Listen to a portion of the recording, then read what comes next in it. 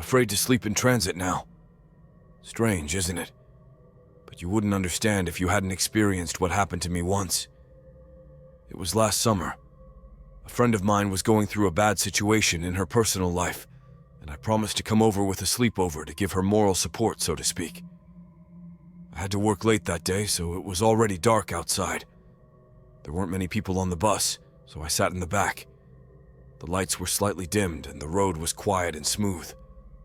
I had to get to my last stop, so, tired after a hard day, I relaxed and fell asleep pretty quickly. I woke up when I felt that the bus had stopped moving. There was a dim light in the interior. I looked around and was surprised to see that no one was inside. Did it happen that fast? I stood up, stretched my stiff limbs, and moved toward the exit. There was a strange, even ringing silence. There was no driver in the seat. The doors were open. At the exit of the bus, I was met by the same half-darkness and ringing, oppressive silence, as if the city had died out overnight. The terminal had never been empty. Until tonight.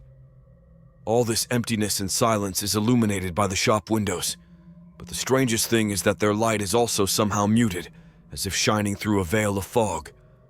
The street lamps are not lit. A chill ran through my body. I took my smartphone out of my pocket and turned on the screen. No connection. Time 0:30. After standing there in a daze for about 5 minutes, trying not to look away, I looked at the screen again. And that's when the real panic hit me. The time was still 0:30. I looked around. There was garbage everywhere. Wrappers, chocolate wrappers, chip wrappers, and scraps of flyers. This is the kind of picture they show us in post-apocalypse movies. I walked down the sidewalk toward the house of Emma, the friend I was going to see. As I passed an empty newspaper stand, I almost stepped on a dead dog. Damn it. Its ribs glistened in the dim light of the sign, and maggots swarmed in its empty eye sockets. Surprisingly, those disgusting worms were probably the only living things in this world. Where exactly am I? And what's going on? Fear gripped me. No communication, no one. Even the mall parking lot across the street was completely deserted. No, there were a few cars parked there, but the way they looked, I didn't want to go near them.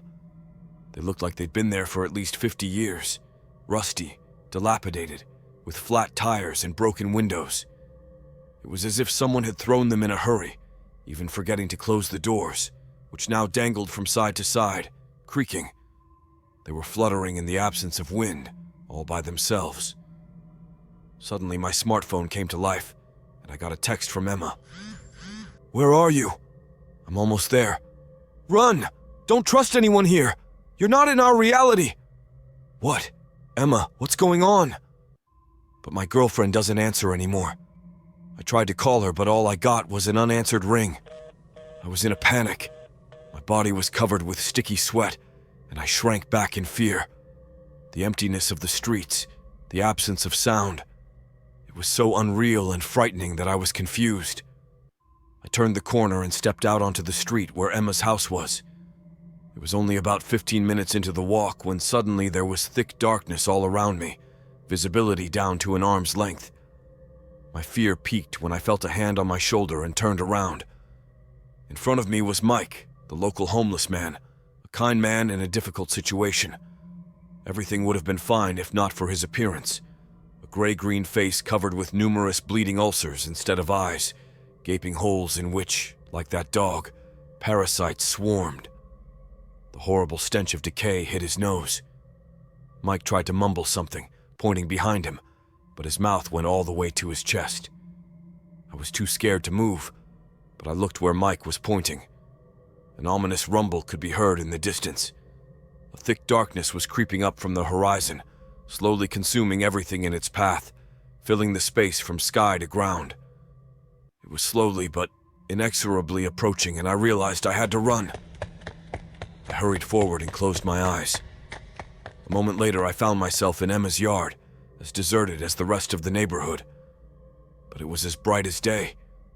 The rumbling behind me was getting closer and closer. I ran to the door and pulled my house key out of my purse. Emma had given me a copy of the keys so I could get in whenever I wanted. I still didn't understand what was going on, but I was terrified. When I got to the door, I found it wide open. "Trust no one," came the voice of a friend in my head. I didn't like the open door, but it beckoned me in. It beckoned strangely and compulsively. Meanwhile, the rumbling outside pressed against my ears. The engulfing darkness had taken over the neighboring houses, and now a decision had to be made. The open door of Emma's apartment beckoned me more and more. I decided to go inside and lock the door, but after a few minutes the door was banged on and literally ripped off its hinges. I was totally confused and panicked. A feeling of hopelessness and despair washed over me, and tears streamed from my eyes. I covered my face with my hands and sat down on the floor, crying desperately. "Young lady, are you okay?" I woke up to the driver shaking me frantically by the shoulders. It must have been scary. I opened my eyes and began to turn my head frantically. I was on a bus. In front of me was an agitated driver. "Should I call an ambulance? Are you all right?" "No, I'm fine," I said, trying to pull myself together. "You didn't even hear the phone. You got a call." I stood up, my knees shaking, and pulled out my smartphone. It was 0:30, 8 missed calls from Emma. Getting off the bus, I dialed my friend's number and looked around. Everything was more crowded than usual. The few passers-by were hurrying home. The parking lot in front of the mall was full of cars. There was a night cafe in the center. They were the same cars as in my creepy dream, only they looked normal, not so creepy. There was a dog sleeping near a newsstand. It twitched its paws in its sleep, and its red side rose evenly in time with its breathing. Then I met Mike, dozing against the wall, alive and well. He opened his eyes and grinned at me. As I approached the street where my friend lived, I answered an incoming call. "Finally!" she exclaimed. "What happened?" "I called you and a creaky voice answered and told me that you were in another reality forever." No one answered again, so I decided to text. "It's okay, Emma. I'll be right there."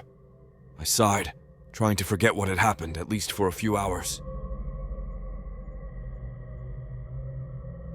I was working as a security guard at an office center and had just finished my shift at 3 in the morning. When I got home, I went to the bathroom to wash my face.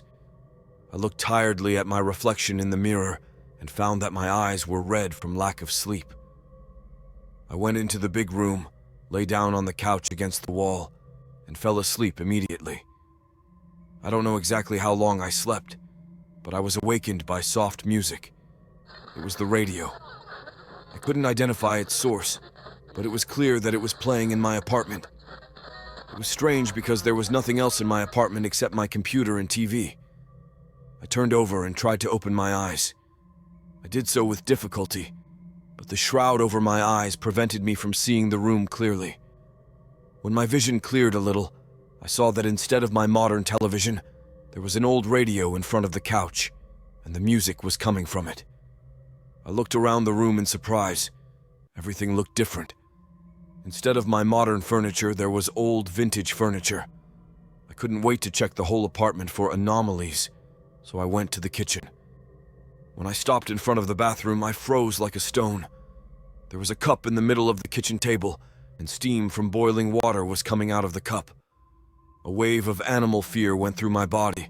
I realized that I was not alone in the apartment, and this guest was definitely not my wife or any of my relatives or acquaintances, because the front door was locked by me personally, and there was no way to open it from the outside with a key.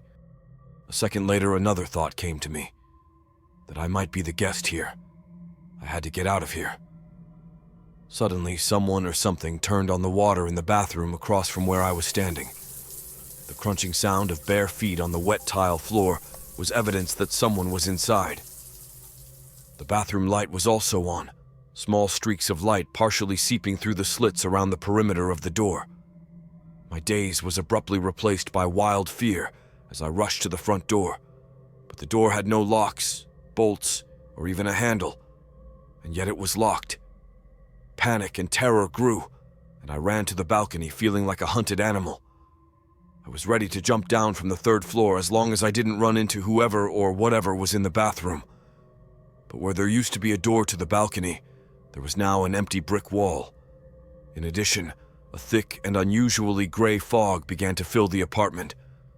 After a minute, the fog swallowed everything around me.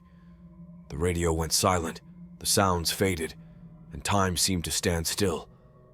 All I could see were the faint outlines of my own hands, which I held up to my eyes. I stood breathless, afraid that if I breathed into the fog, I would be poisoned and die. I felt completely helpless and trapped. On the one hand, an unknown guest from whom it was unclear what to expect, and on the other, a fog-like substance that was trying to swallow me. And after another 10 seconds, when I began to feel a slight lack of air, breaking the silence, there was a loud hiss from the radio, as if someone had started to turn up the volume. Then I heard the sound of the bathroom door opening, and the soft, crunching sound of bare feet approaching. My state was semi-faint. Unable to adequately assess the consequences of my further actions and completely losing control of myself, I took a deep breath. I woke up facing the wall on my couch, and for about a minute I wondered if I was dead. Then I rolled over carefully and looked around the room. It was mine. Everything was in its place. When I got up, I looked in the kitchen and then visited the bathroom. No one was there. I was glad to be back in my apartment, in my reality. When I returned to the living room, I opened the curtains and looked out the balcony window. There was a thick fog behind it, but it was the most ordinary white fog, which immediately calmed me down.